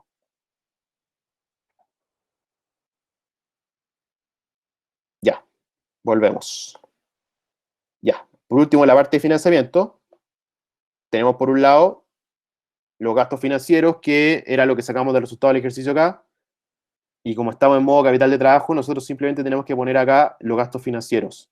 Si estuviéramos, por ejemplo, en el otro método, que es el método de efectivo y activo equivalente en efectivo, sería solamente los intereses pagados. En este caso, como es capital de trabajo, solamente basta con que consideren el gasto financiero. Entonces, así como consejo, cuando están hablando de capital de trabajo, siempre lo sacan de operaciones acá y lo meten de nuevo en financiamiento acá. porque aumenta mis intereses por pagar, que es un pasivo circulante, y como aumenta un pasivo circulante, me baja mi capital de trabajo. Por lo tanto, tiene que pasar de acá, porque como nueva operación, tiene que ir a financiamiento, y financiamiento nosotros lo consideramos acá. Luego, tenemos el aporte de capital que hubo para la compra de la aplicación. ¿De cuánto fue este aporte de capital? Se acordarán que nosotros vendimos el terreno y la máquina para poder comprar la aplicación, y que si esa aplicación, y si a nosotros nos faltaba plata para comprarla, íbamos a hacer un aporte de capital. Eso nosotros lo vimos en el punto número 4 de la información adicional. Entonces, ¿cuánto fue este aporte de capital? Bueno, sumamos primero cuánta plata nos llegó por la venta de estas dos cosas. Sumamos los 30.500 con los 5.300 y eso me da 35.800. Y la aplicación cuesta 40.300. Entonces, la diferencia entre 40.300 y los 35.800 me da mi aporte de capital de 4.500 que me entra a caja y que yo luego lo uso para comprar el activo intangible. Por lo tanto, aumenta mi capital de trabajo porque aumenta mi activo circulante, que es caja, y luego eso después yo lo uso acá para comprar el activo intangible. Y por último, tenemos dos salidas de caja, o sea, no dos de caja, pero como es capital, dos salidas que me bajan el capital de trabajo, que corresponden al prepago del crédito de largo plazo, que como yo les dije antes, en el punto número 7, pagó una cuota de 2.500 del capital, y eso se pagó con caja. Por lo tanto, como se pagó con caja y me baja deuda a largo plazo, que es un activo, que es un pasivo no circulante, y me baja un activo circulante, automáticamente me baja mi capital de trabajo. Por lo tanto, hay que bajarlo en 2.500. Y por último, algo que también es muy típico de estos ejercicios es el tema de los dividendos. Que en capital de trabajo hay que considerar los dividendos que son declarados. Y cuando es en caja, ahí tienen que considerar los dividendos que son efectivamente pagados. Es una diferencia importante al final, que cuando ustedes están viendo la cuenta tema extra de capital de trabajo, tienen que considerar los dividendos declarados, y cuando ustedes ven la cuenta tema extra de efectivo, tienen que considerar los dividendos pagados. En este caso, como es capital de trabajo, vemos los dividendos declarados. ¿Cuántos fueron? Dime. ¿Y si los pagan, lo incluimos? Es que en esto es irrelevante al final, porque al fin y al cabo, si como los dividendos declarados pasan a dividendos por pagar, después cuando los pagan es un cambio entre dividendos por pagar y caja. Entonces es un cambio que como son dos cosas circulantes, como que se neutralizan entre sí, ¿cachai? Ya, ahora. Entonces, estos 5.945, ¿cómo llego a este número de 5.945? Ese número nosotros podemos llegar a través de la cuenta de utilidades retenidas, que está acá. Que ahí tenía el saldo inicial y el saldo final, que son datos que yo pude sacar del balance. Le sumo los 13.680 al resultado del ejercicio, porque utilidades retenidas aumenta con la utilidad del ejercicio. Y la diferencia son estos 5.945 que están acá, que son los dividendos declarados. Por lo tanto, como aumenta mi pasivo circulante, pasaría a dividendos por pagar, disminuye mi capital de trabajo. Y si fueran pagados al tiro, al minuto de declarárselo, y no pasan por dividendos por pagar, igual baja mi capital de trabajo porque me baja caja, que es un activo circulante. Entonces, por un lado o por otro, igual me va a bajar, entonces tengo que considerar que es una baja de capital de trabajo. Luego, al final, ustedes suman y restan todo esto, y deberían comprobar que llegan efectivamente a este número que está acá, que es 43.885. No sé si tienen alguna duda con esto, que es un poco medio engorroso. Yo tengo una duda, es que no alcancé a escuchar muy bien cómo sacaste el aporte capital. El aporte de capital, mira, ¿te acordáis que el aporte de capital nosotros era lo que iban a aportar los socios de la diferencia entre de lo que me faltaba para comprar la aplicación después de que vendí mi activo fijo?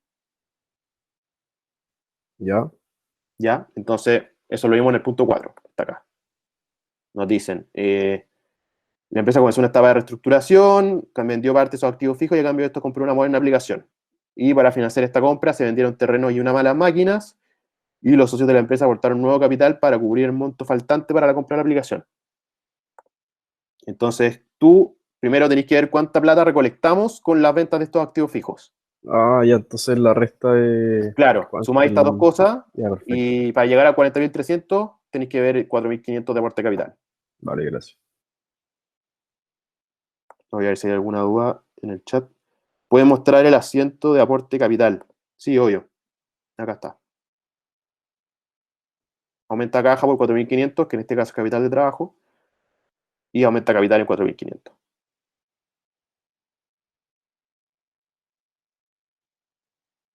Ya, entonces ahora les voy a mostrar los asientos de procedimiento, que son los que yo iba marcando acá con numeritos para que los vayan anotando en su cuaderno o en la hoja que tengan ahí. De ahí ustedes tienen que ir, hacen el asiento como si fuera una operación tradicional, pero después ustedes lo tachan y le ponen capital de trabajo. Y eso a ustedes les sirve para saber desde qué cuenta pasó esta cuestión y también para saber que aumenta o baja mi capital de trabajo. Entonces, en el caso del resultado del ejercicio, vemos que aumenta 13.680, o sea, baja 13.680 porque pasa utilidad retenida, y eso corresponde a capital de trabajo. Luego lo mismo con la depreciación, que pasa a depreciación acumulada, y me aumenta mi capital de trabajo.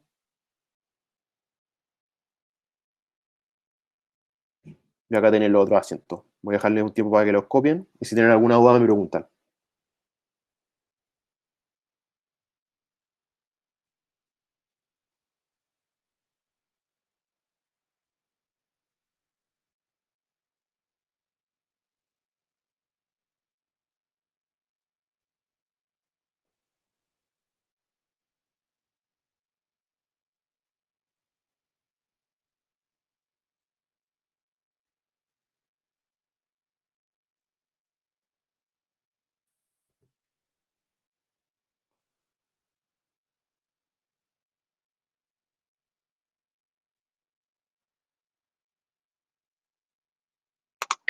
Una pregunta, ¿van a subir la pauta?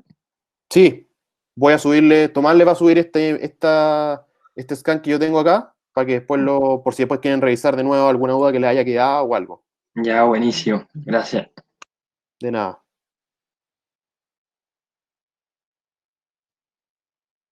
Ya. Voy a dejar un poco acá.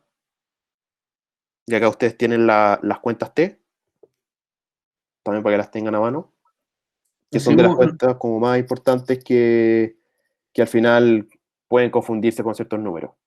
¿Me recomendáis hacer una cuenta T como para No sé si para cada cada cuenta de cosa, activo, que no no sea sé si para circular? cada activo, claro, pero sí recomiendo sí o sí hacer una para terreno y máquina, porque, bueno, igual en este caso era fácil porque había diferencia, pero de repente puede pasar que tú comprás y vendís terreno, comprás y vendís máquina y te puedes confundir con los números, entonces yo siempre encuentro que las cuentas T son buena opción por un tema de orden.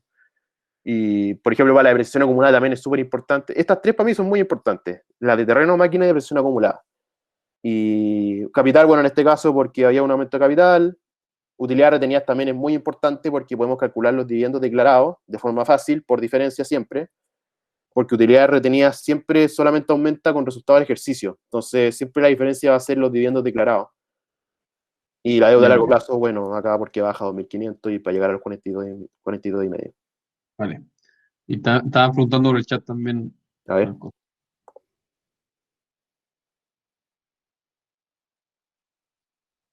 A ver, ¿cómo sabes cuál tachar? Bueno, nosotros vemos que en la cuenta T grande aumenta a la izquierda y disminuye a la derecha. Entonces, generalmente, cuando son aumentos, tú tacháis el que va a la izquierda y cuando son disminuciones, tú tacháis el que va a la derecha. ¿Cachai? Eh, a ver, ¿se está hecho lo que afecta a capital de trabajo o qué es lo que al final uno mete en la cuenta? Claro, eso es, como que al final es como el proceso en el cual yo voy metiendo cosas en la cuenta T grande, por así decirlo. Entonces, yo voy tachando cosas, por ejemplo, en la 3, que ahí tenemos dos tachados. Tenemos por un lado que aumenta capital de trabajo porque yo lo saco de mi resultado del ejercicio, porque es algo que no es operaciones, y tampoco en ese caso circulante, pero después lo vuelvo a meter a la cuenta T porque corresponde a financiamiento. Y como aumenta mi pasivo circulante de interés por pagar, disminuye mi capital de trabajo. El tema de los gastos financieros siempre es una cuestión medio rara, porque al final como que uno lo mete y lo saca, pero como que por un tema de orden, uno lo saca de operación y lo mete en financiamiento, pero es más que nada por un tema de orden. En términos de números, estas dos cosas se neutralizan y es como que nunca lo hubiera agregado, ¿cachai? Pero yo siempre recomiendo ponerlo y sacarlo acá. Oye, una pregunta, el gasto financiero, eso de ponerlo y sacarlo en el fondo, Ujú. ¿siempre van a ser por el mismo monto? A lo que voy es que el gasto financiero siempre va a ser lo mismo que intereses pagados. No, no es lo mismo. En este caso, como es capital de trabajo, siempre va a ser igual, se van a neutralizar estas dos porque capital de trabajo yo considero solamente los intereses devengados, por así decirlo, ¿cachai? Mientras que si yo estuviera hablando, por ejemplo, en base de caja, ahí es distinto, porque ahí yo, como es solamente con respecto a la caja, ahí yo tengo que ver los intereses que son efectivamente pagados y no solamente devengados, ¿cachai? Entonces yo, Ya, por ejemplo, puedo devengar 50 lucas en intereses en el año, pero eso yo lo voy a pagar el 1 de enero del año siguiente. Entonces, eso queda en intereses por pagar y yo todavía no los pago, ¿cachai? ujú. Ya, entonces en el capital de trabajo, el gasto Ujú. financiero que va en operaciones es siempre el mismo que después va en financiamiento. Es siempre el mismo, es siempre el mismo. Es un tema de orden al final, como va a decir qué gasto financiero corresponde a la parte de financiamiento. Vale, perfecto.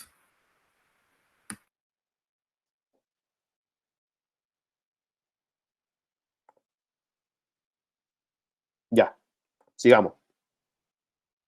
Bueno, aquí ya respondimos la letra A, tenemos la cuenta de grande, comprobamos que todos los números que tenemos acá, sumados y restados, me dan el saldo final.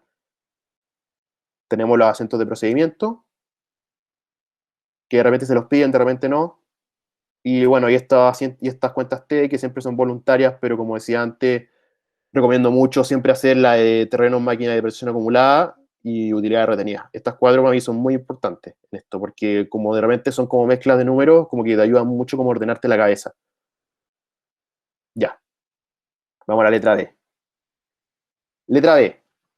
A partir del capital de trabajo proveniente de las operaciones de la empresa durante el año 2017, o sea, la primera parte de nuestra cuenta de maestra que está acá, obtenga el efectivo producto de las operaciones del año 2017. Entonces nosotros acá vamos a transformar nuestro capital de trabajo de las operaciones en caja de las operaciones durante el año. Una Y ahí, pregunta, cuéntame. ahí se hace al final el ajuste de los activos circulantes y los pasivos circulantes en ambos lados, ¿no? ¿Solo eso? Exactamente, eso es lo que hay que Vale, hacer. Hay gracias. que, como ustedes recordarán en la cuenta de maestra de base caja, al final es lo mismo que el de capital de trabajo, pero ustedes tienen que agregar los cambios en las circulantes, para hacerlo más, como dijiste tú. Acá nosotros no nos piden hacer la cuenta de maestra y ya tenemos el resultado como de la parte de operación, entonces solamente vamos a agregar y restar los que son los cambios en las partes circulantes. Entonces, nosotros partimos siempre poniendo los fondos generados de las operaciones por capital de trabajo, que en este caso son 10.580. Estas 10.580, ustedes se preguntarán de dónde sale. Sale de sumar y restar la parte de operaciones. 13.680 más 2.500 más 2.700 más 1.200 menos 5.000 menos 4.500. Por eso es importante acá sacar la parte de gasto financiero y ponerla después en financiamiento, porque gastos financieros, como no es de operaciones, si yo no lo saco, si yo no lo pongo acá, al final como que estaría como sesgando mi capital de trabajo proveniente de las operaciones. Entonces la suma y resta de todo eso me da 10.580. Luego vemos los cambios, los aumentos netos de caja. ¿Y cuáles serían estos aumentos netos de caja? Serían cuando aumentan mis pasivos circulantes o cuando disminuyen mis activos circulantes. Repito, cuando aumentan mis pasivos circulantes o cuando disminuyen mis activos circulantes. Y ustedes se preguntarán por qué. Porque, por ejemplo, cuando disminuyen activos circulantes, por ejemplo, vemos que disminuyeron mis cuentas por cobrar, eso nosotros podemos asumir que pasó a caja, porque si se mantiene constante el tema de activos circulantes, es que bajó cuentas por cobrar, necesariamente es porque hubo mayor cobranza, por lo tanto aumentó mi caja. Si disminuye existencias también, quiere decir que estoy vendiendo más existencias, por lo tanto mi caja también aumentó. Y el caso contrario, por ejemplo, cuando aumentan mis pasivos circulantes, ¿por qué se dice que hay un aumento neto cuando aumentan mis pasivos circulantes? Porque, por ejemplo, yo compro a crédito a mis proveedores, que sería una cuenta por pagar. Y si esa cuenta a pagar a los proveedores aumenta, quiere decir que son desembolsos de caja que todavía no ocurren. Por lo tanto, podemos decir que son aumentos netos de caja. Esa es como la parte como más técnica, por así decirlo. Entonces ustedes aquí anotan los aumentos o disminuciones los aumentos de pasivos circulantes o las disminuciones de activos circulantes. Y bueno, el PDI que tiene un tratamiento especial porque el PDI, como a pesar de ser activo circulante, actúa matemáticamente como un pasivo circulante. Entonces tenemos que considerar cuando aumenta.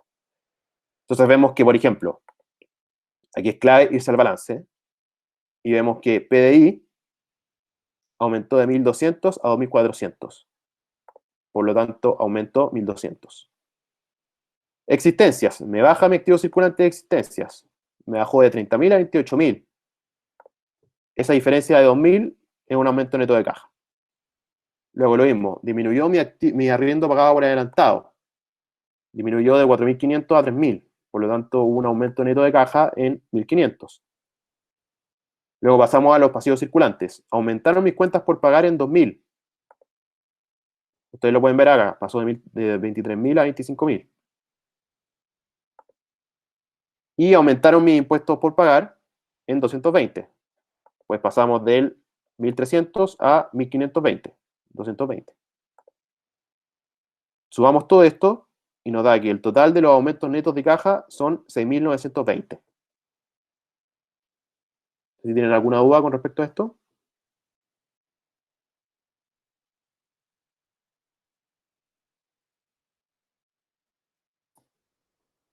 Esto sería como en la cuenta de tema extra si lo hiciéramos En base a caja. efectiva, ¿no? En base a Claro, caja. claro, exactamente eso. Solo que acá, como nosotros no nos piden la cuenta de maestra y tenemos ya calculado lo del capital de trabajo, es mucho más fácil llegar y ponerlo acá directamente, ¿cachai?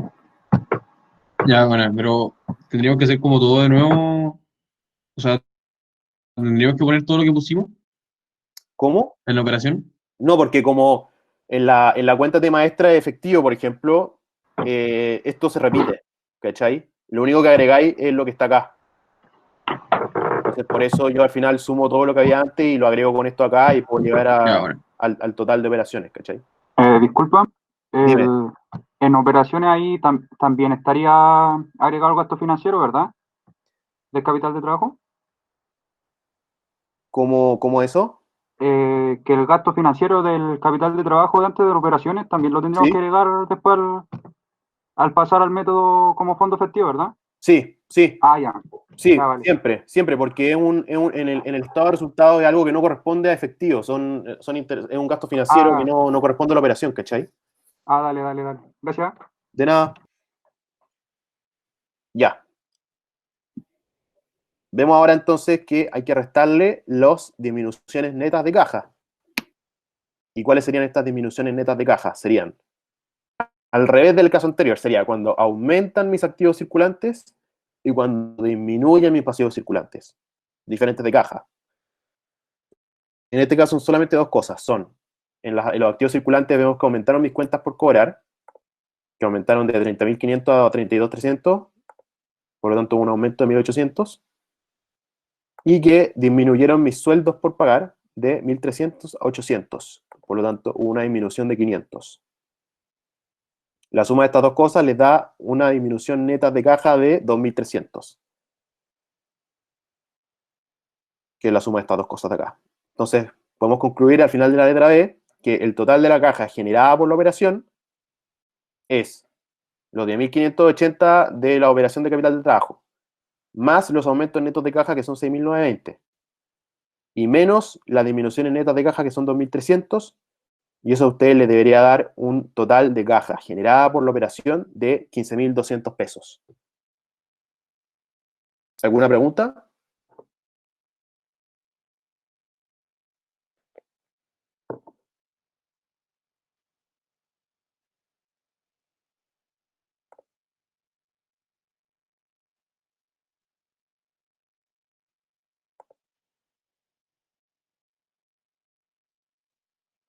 A mí me preguntaron, ¿cómo sabemos qué es lo que hay que poner en la B? Bueno, es simplemente tenéis que ir viendo en el balance, en los activos circulantes y los pasivos circulantes, cuáles bajaron y cuáles disminuyeron de un año a otro. Y eso tú tenéis que ir viendo si es un aumento neto de caja o una disminución neta. Si es un aumento neto de caja es cuando disminuyen mis activos circulantes y cuando aumentan mis pasivos circulantes. Y si hay una disminución neta de caja es porque aumentaron mis activos circulantes o disminuyeron mis pasivos circulantes. Eso es lo que tú deberías ir poniendo en la letra B. No sé si se entendió. Pero, ¿por qué hacemos eso solo con las cuentas circulantes? Si las cuentas no circulantes también podrían generar variaciones en caja, ¿o no? Porque recuérdate que nosotros acá estamos hablando solamente del tema de las operaciones. Y el tema de y generalmente el tema de las operaciones tiene que ver justamente con el tema más circulantes, ¿cachai? Entonces, nosotros al final, si queremos calcular la caja, obviamente después vamos a considerar lo que es inversión y el financiamiento, que igual son movimientos de caja, ¿cachai? Pero acá solamente me están pidiendo lo que corresponde a efectivo proveniente de la operación. Ya, No pero sé si se entendió. el método directo siempre va a ser solamente operaciones. El método directo, Tengo que o hacer sea, siempre. en la vida real no, solo que como es tan engorroso, a usted en una prueba solamente le van a preguntar cuando hablan del método directo con el tema de las operaciones, porque si no después es muy engorroso. Ya, bacán. Mejor, más fácil. Sí, más fácil. Ya, vamos a ver la letra C, que es lo último que nos queda. Ya. Presente formalmente el estado de fuente y uso de fondos provenientes de la operación de la empresa durante el año 2017, definiendo fondos como efectivo y efectivo equivalente, utilizando el método directo. Ahora, claro, ahora como hablábamos antes, vamos a usar el método directo, pero solamente con lo que corresponde a la operación. Y nosotros eso, acuérdense que lo calculamos en la letra B, obtenga el efectivo producto de las operaciones del año 2017. Entonces ya tenemos la pega medianamente hecha. O sea, tenemos el resultado que hay que llegar, que es 15.200. Hay que ver, entonces ya sabemos la respuesta, tenemos para saber si nos equivocamos o no en el cálculo. ¿Cómo calculamos esto? Con el método directo. Entonces, caja generada por operación por método directo. Ya. Ustedes siempre tienen que partir con las ventas al contado. Es como lo más simple y es con lo que uno siempre parte. ¿Cuáles fueron las ventas al contado de la empresa durante el año? Nos dicen en el punto número 1 que un 50% de las ventas que no fueron en esta cuenta por cobrar de largo plazo que vimos antes corresponde a ventas al contado. Por lo tanto, sería un 50% de mi ingreso por venta que no considera esta venta de 2 años plazo. Por lo tanto, sería un ingreso por venta de 100.000, porque ese 5.000 es de la cuenta por cobrar de largo plazo. El 50% de esos 100.000. El 50% de 100.000 es 50.000, por lo tanto, vemos que las ventas al contado, que fue una entrada de caja, son 50.000 y corresponde a la operación de la empresa. Luego, otra entrada de caja muy, muy típica es lo que tiene que ver con la cobranza de ventas que yo realicé a crédito. ¿Y cuánto fue esta cobranza? Ahí ustedes tienen que aplicar la fórmula que ustedes tenían de saldo final de cuentas por cobrar, igual saldo inicial, más ventas a crédito, menos incobrables, menos cobranza.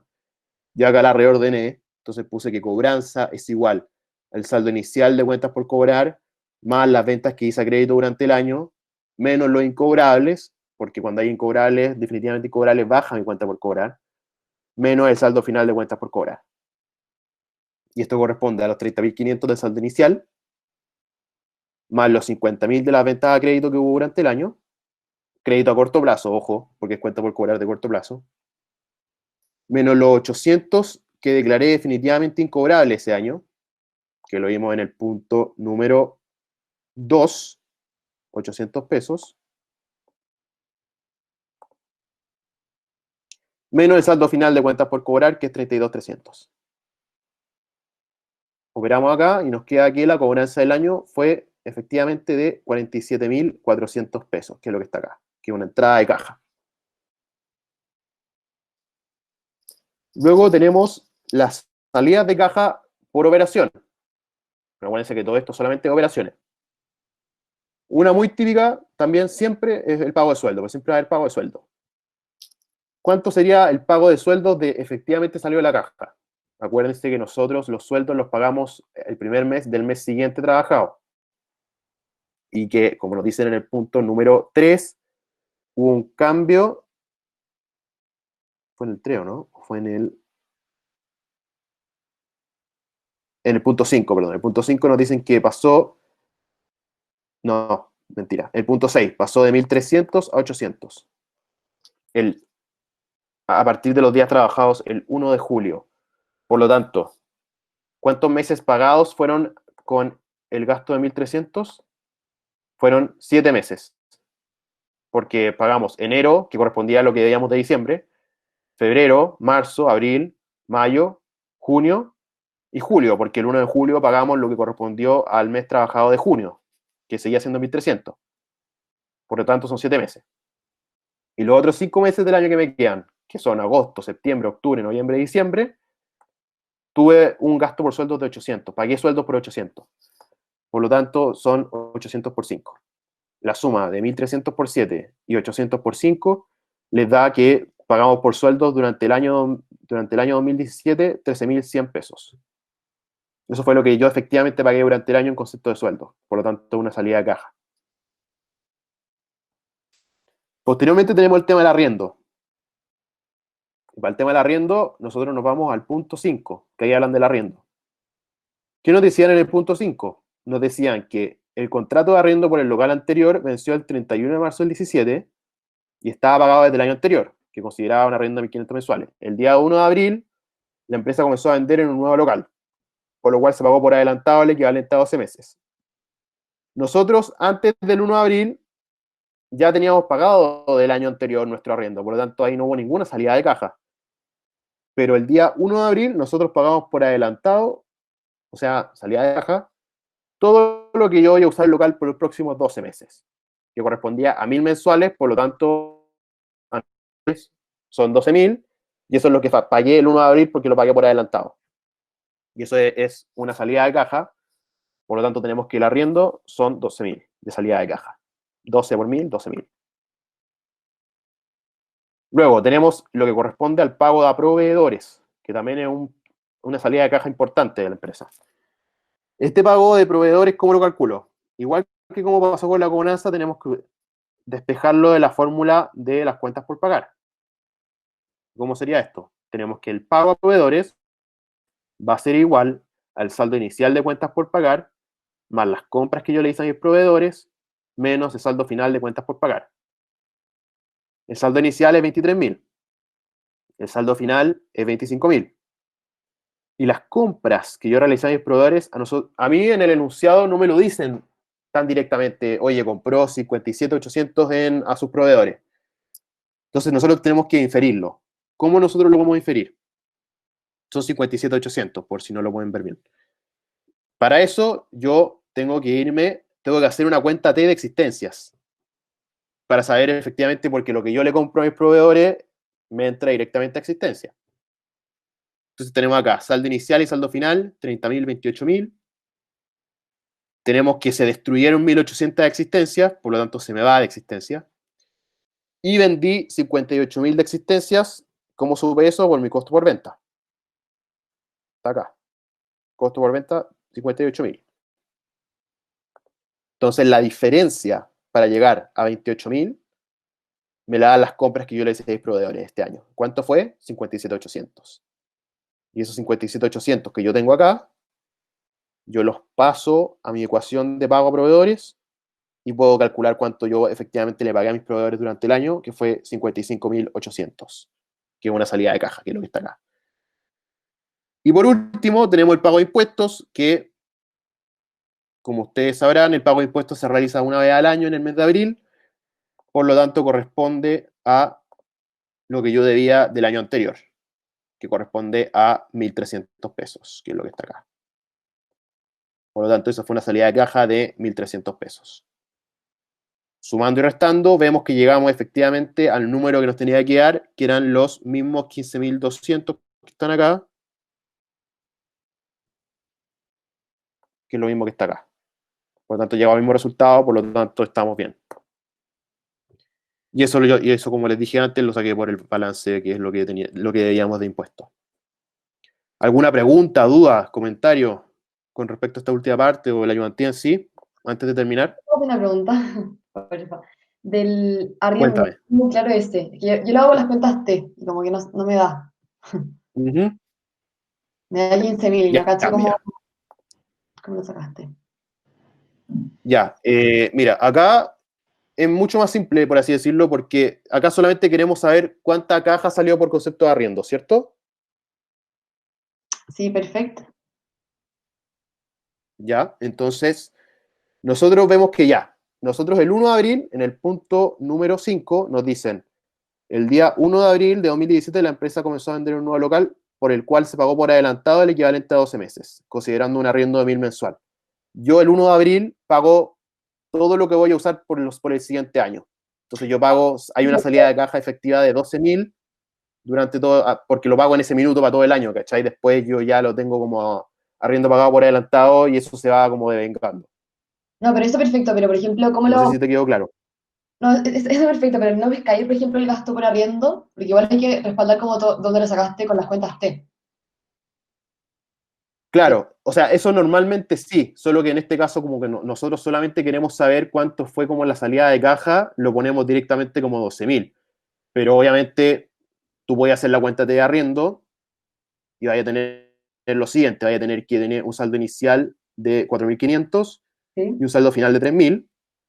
Estos 4.500 que están acá, nosotros lo usamos, es lo que terminamos de usar el 31 de marzo, por lo tanto el 31 de marzo esto queda en cero, se me dan estos 4.500. Y el 2017 yo empiezo a usar el arriendo nuevo, que eran 12.000 inicialmente, y eso yo lo usé hasta el 31 de diciembre, dejando un remanente de 3.000 que corresponde a los meses de enero, febrero y marzo que quedan por usar, ¿cachai? Ya, perfecto. Perfecto. Y Y ahí el gasto por arriendo acá, ¿te calzó? a ver, voy a ver, pero yo creo que sí, gracias. Ya. Sí, porque el gasto por arriendo acá, que es 13.500, al final es la suma de estos 4.500 que usé de enero a marzo y los 9.000 que usé de abril hasta diciembre, ¿cachai? Y eso debería dar los 13.500. Sí, perfecto, muchas gracias. De nada. A ver, ¿qué más? Y el 10.580, ¿de dónde salió? La B. 10.580. Ah, esto. Son los fondos generados por la operación de capital de trabajo. Es la suma de lo que está acá. Suma y resta. 13.680, 2.500, 2.700, 1.200 y le restáis 5.000 y 4.500. Podríamos decir que como el saldo como el subtotal de acá son esos 10.580 que están acá.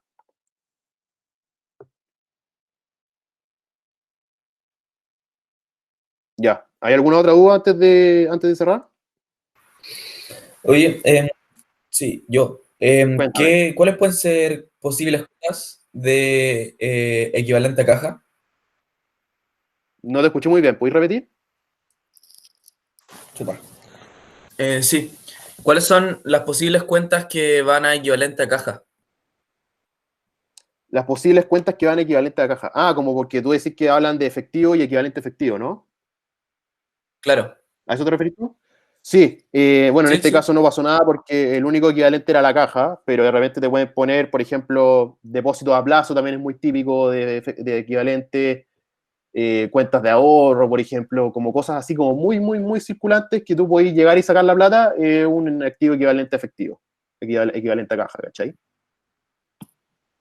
Ya, perfecto. Pero te avisan antes. Casi siempre te van a poner. Gracias. O sea, no sé si te avisan, creo que no te avisan antes, pero al final igual es como parte de la materia, ¿cachai? Pero yo siempre como que les digo, cuando sea ayudante y todo, que siempre si es que les llegan a poner, y de hecho lo hacen mucho, depósito a plazo, casi siempre lo ponen, y eso siempre es equivalente a efectivo, y cosas así como cuentas de ahorro, o cosas que tú cachis que son como que al final lo podéis transformar a efectivo muy fácil, y que están en activos circulantes, de hecho. Y todavía hay que echar el tiro, porque siempre está como antes de cuentas por cobrar. Es que me acuerdo que No sé si se entendió. para la tarea, ¿Ya? el depósito a plazo eran equivalente a caja y lo especificaron, como que nos dijeron como caja más Ya. depósito a plazo. Ya. El depósito a plazo siempre considéralo como equivalente. Porque es plata que tú tenías en un banco, pero que tú puedes llegar y liquidarlo de un minuto a otro y tener la plata al tiro a tu disposición. Entonces, como si fuera caja, ¿cachai?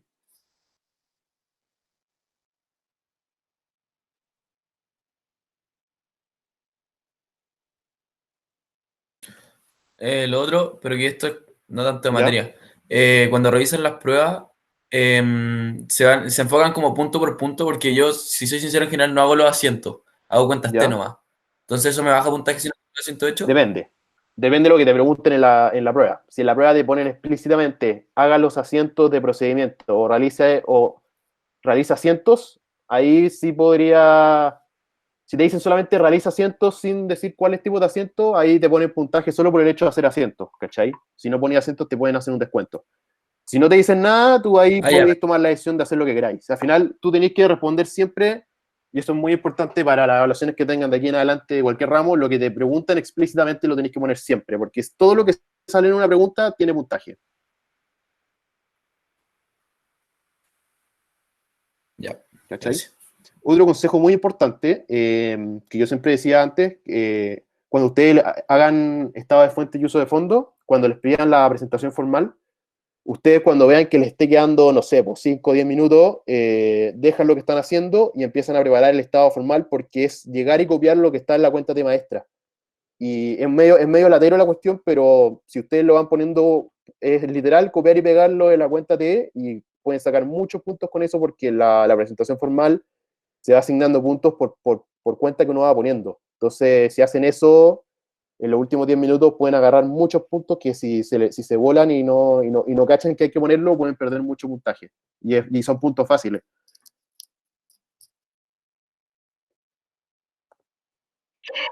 Tengo una duda. Dime.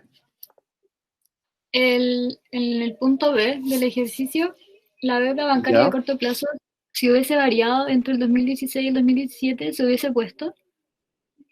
¿Cuál cuenta, perdón? La deuda bancaria de corto plazo. La deuda bancaria de corto plazo, claro. La deuda bancaria de corto plazo, no, porque la deuda bancaria de corto plazo no es de operaciones, ¿cachai? No, es de financiamiento, entonces no tendría que ir en la parte de operaciones.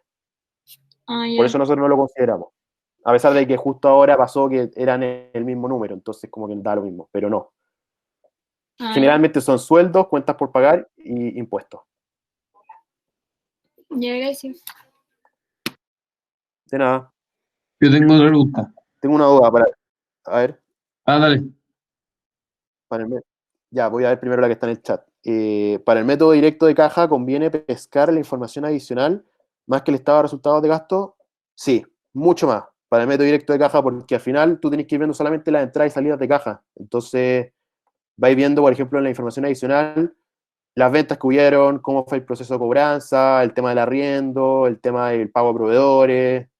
En ese sentido, para el método directo es mucho más útil ver la información adicional que ver acá, porque acá esto no te dice mucho al final. La información adicional y el balance para ir viendo cómo fue variando las cuentas.